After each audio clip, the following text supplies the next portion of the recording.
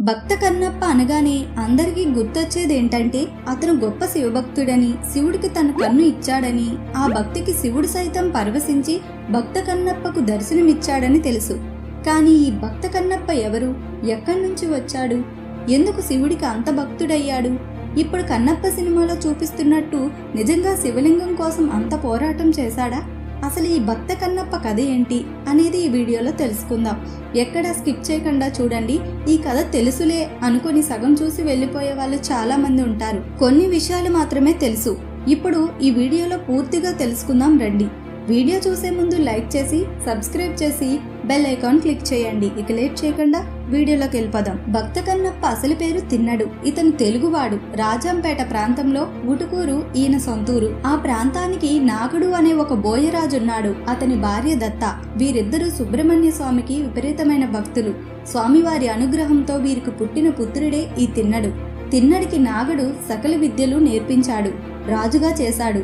తిన్నడు విలువిద్యలో ఆరితేరాడు. బోయవానిగా తన కులధర్మం అనుసరించి వేటాడినా కాని తిన్నడికి అన్ని జీవుల పట్ల కరుణ, ప్రేమ పుట్టుక నుండే అభివృద్ధి చెందాయి. జంతువుల్లో పిల్లల్ని, ఆడవాటిని, రోగాలతో ఉన్నవాటిని వేటాడేవాడు కాదు. అయితే ఒకరోజు తిన్నడు అతని అనుచరులైన నాముడు, కాముడుతో కలిసి వేటకు వెళ్ళాడు. ఒక పంది అతని వల నుంచి తప్పించుకు పారిపోవాలని ప్రయత్నించింది. అయితే తిన్నడు, అతని అనుచరులు ఆ పందిని తరుముకుంటూ వెళ్లారు. దానికి అలసట వచ్చి చెట్టు ముందర ఆగింది. తిన్నడు దాన్ని చంపాడు. అందరూ అలసిపోయారు. దాహం వేసింది. దాన్ని మోసుకుంటూ స్వర్ణముఖి నది తీరానికి వెళ్లారు. కాళహస్తి కొండపై ఒక దేవాలయం కనిపించింది. తిన్నడికి ఆ పర్వతమెక్కి గుడిని చూడాలన్న కోరిక చాలా పెరిగింది. అక్కడ పరమేశ్వరుడున్నాడని అతని అనుచరుడైన నాముడు చెప్పాడు. అలా చెప్పిన తరువాత వారు పంది మాంసమును తరుముతుండగా తిన్నడు మాత్రం కొండ ఎక్కుతున్నాడు. అయితే ఆ కొండ ఎక్కుతున్న తిన్నడికి ఎప్పుడూ లేనంత అనుభూతి, ఆనందంతో పరవశించిపోతున్నాడు. తన మీద నుంచి ఏదో బరువు దిగుతున్నట్లు అనిపించింది. శరీరంలో స్పర్శ కూడా తెలియట్లేదు. అక్కడ శివలింగం ఒకటి కనిపించింది. వెంటనే దాని మీద విపరీతమైన ప్రేమ పుట్టుకొచ్చి వెంటనే ఆ లింగాన్ని కౌగిలించుకున్నాడు. ముద్దులు కుమ్మరించాడు. ఆనంద బాష్పాలు రావటంతో ఆ శివలింగంతో, ఈశ్వరా, ఈ దట్టమైన అడవిలో ఒంటరిగా ఎలా ఉన్నావయ్యా? నీకు ఆహారం ఎలా వస్తుంది? నీకు తోడెవరుంటారిక్కడ? నేను నీతోనే ఉంటాను. అయ్యో నా తండ్రి, ఆకలిగా ఉందేమో నీకు, ఉండు, ఆహారం తీసుకువస్తానంటూ లింగాన్ని విడిచి వెళ్ళలేదు. కానీ శివుడి ఆకలి తీర్చడానికి వెంటనే కొండ దిగాడు. తన అనుచరుడైన కాముడు పంది మాంసంను సిద్ధం చేస్తుండగా ఆ మాంసాన్ని రుచి చూసి మంచి మాంసంను తన చేతిలో తీసుకున్నాడు. అయితే కాముడు శివుడికి నైవేద్యం పెట్టే ముందు అభిషేకం చేసి పూలతో అర్చన చేస్తారని చెప్పాడు. అది విన్న తిన్నడు నది నుండి నోటి నిండా నీళ్లను, పువ్వులను తన నెత్తి మీద ఉంచుకొని పంది మాంసంను చేతిలో పట్టుకొని విల్లును తగిలించుకొని తిన్నగా గుడికి వెళ్ళాడు. నది నుండి నోటిలో తీసుకొచ్చిన నీటిని లింగంపై ఊశాడు. అదే అభిషేకమైంది. తలపై ఉన్న పువ్వులను శివుడికి అలంకరించాడు. అదే అర్చన అయింది. తరువాత తాను తెచ్చిన మాంసమును దేవుడి ముందు పెట్టాడు. అది నైవేద్యమైంది. ద్వారం వద్ద ఎవరిని, ఏ జంతువుని రానీకుండా కాపలా కాశాడు.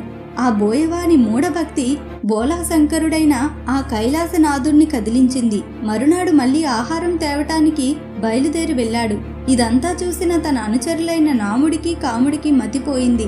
తిన్నడలో వచ్చిన మార్పును చూసి పిచ్చి పట్టిందనుకొని జరిగిన విషయమంతా తన తల్లిదండ్రులకు చెప్పారు. వారు తిన్నడిని ఇంటికి తీసుకెళ్లటానికి ప్రయత్నించారు. కానీ తిన్నడు నేను శివుణ్ణి వదిలి ఎక్కడికి రానని వెళ్ళలేదు. వాళ్ళు వెళ్లిన తరువాత తిన్నడు దేవుడి కోసం ఆహారం తీసుకురావటానికి కిందకి వెళ్ళాడు. ఆ సమయంలో ఆ ఆలయ అర్చకుడైన శివగోచారి శివుడికి అర్చన చేద్దామని వచ్చాడు. అక్కడ ఉన్న మాంసమును చూసి ఎవరో ఆలయాన్ని అపవిత్రం చేశారని నిర్ఘాంతపోయాడు. వెంటనే అక్కడ ఉన్న మాంసమును తొలగించి మళ్లీ స్నానం చేసి కుండలో తెచ్చిన స్వర్ణముఖి జలంతో అభిషేకం చేసి పూలతో అలంకరించి విభూది పూసి తనతో తీసుకువచ్చిన పళ్ళు, మధురమైన పదార్థాలతో నైవేద్యం పెట్టి వెళ్ళిపోయాడు.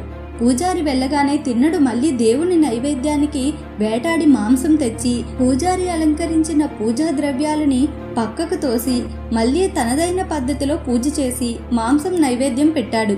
ఈ విధంగా 5 రోజులు జరిగింది. పూజారిక ఉండపట్టలేకపోయాడు. రోధిస్తూ పరమశివుణ్ణి ప్రార్థించాడు. ఈ ఘోర కలిని ఆపు స్వామి అని గట్టిగా ప్రార్థించాడు.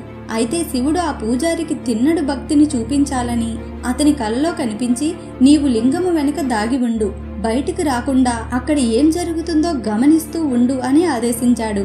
6వ రోజు యథావిధిగా తిన్నడు ఆలయానికి వస్తుండగా అతను వస్తునేటప్పుడే ఏదో దుశ్శకనాలు కనిపించాయి. శివుడికి ఏదో ఆపద జరుగుతుందని భావించి గుడికి పరుగెత్తుకుని వెళ్ళాడు. వెళ్లి చూడగానే అక్కడ శివుడి కుడికన్ను నుంచి రక్తం బయటకు వస్తుంది. దేవుడు అర్చనకు తెచ్చిన వస్తువులన్నీ కింద పడేశాడు. పెద్దగా ఏడ్చాడు. ఎవరు ఈ పని చేశారో తెలియలేదు. తనకు తెలిసిన మూలికా వైద్యం చేశాడు, కానీ రక్తం ఆగలేదు. వెంటనే తనకి ఒక ఆలోచన వచ్చి తన కన్ను శివుడికి పెట్టేయాలని తన కన్నును పీకి శివుడికి పెట్టేశాడు. రక్తం ఆగిపోయింది. సంతోషంతో నాట్యం చేశాడు. కానీ 2వ కన్ను నుండి కూడా రక్తం రావడం మొదలైంది. దానికి ఏమీ భయం లేదు, ఇంకో కన్ను ఉంది అని 2వ కన్ను తీయబోతుండగా, ఈ కన్ను తీస్తే నాకు కనబడదు అని చెప్పి రక్తం కారుతున్న మరో కన్ను దగ్గర తన కాలు బొటనవేలు అంచనాగా పెట్టి 2వ కన్నును తీయబోతుండగా శివుడు ప్రత్యక్షమై అతని చెయ్యిని పట్టుకున్నాడు. ఆగు కన్నప్ప, నీ భక్తికి మెచ్చాను. ఇంతటి నిరాతిశయ భక్తిని మునిపెన్నడూ చూడలేదు. అగ్ని మధ్యలో నిల్చొని తపస్సు చేస్తున్న మునుల అంతర్యం కన్నా నీ మనసు ఎంతో పవిత్రమైనది. నా హృదయానికి సంపూర్ణ ఆనందం కలిగించింది నీవే అని చెప్పి ప్రశంసించాడు. కన్నప్ప అంటే శివుడికి కన్నును అర్పించాడు కాబట్టి తిన్నడు కన్నప్ప అయ్యాడు. శివుడు తన 2 చేతులతో కన్నప్పను దగ్గరకు తీసుకొని పక్కన కూర్చోబెట్టుకొని కన్నప్పకు చూపు వచ్చేలా చేశాడు. సాక్షాత్తు శివుని వలె జీవించాడు. ఇదంతా చూసిన ఆలయ పూజారికి తిన్నడు భక్తి అర్థమైంది. ఈ మహాభక్తుడైన కన్నప్ప పరమేశ్వరుడి అనుగ్రహంతో ముక్తిని పొందాడు. చివరిగా మనం ఏ వస్తువుతో పూజించినప్పటికీ మనస్ఫూర్తిగా ఆ పరమేశ్వరుణ్ణి మన మనసు నిండుగా నిలుపుకొని పూజిస్తే చాలు, మన పూజ ఆ పరమేశ్వరుడికి చేరుతుంది. ఓం నమః శివాయ. మరో మంచి కథతో మళ్ళీ కలుద్దాం. అందరికీ ధన్యవాదాలు. Please subscribe my channel. Thank you for watching.